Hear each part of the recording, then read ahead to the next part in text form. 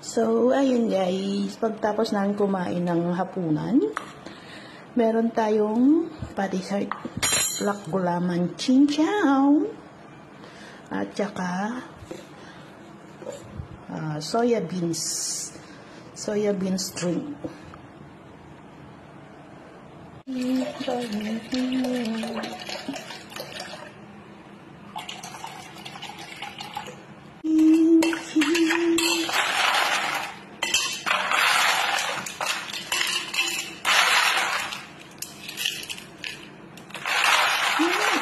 Guys, yung ating soya beans at saka black gulaman.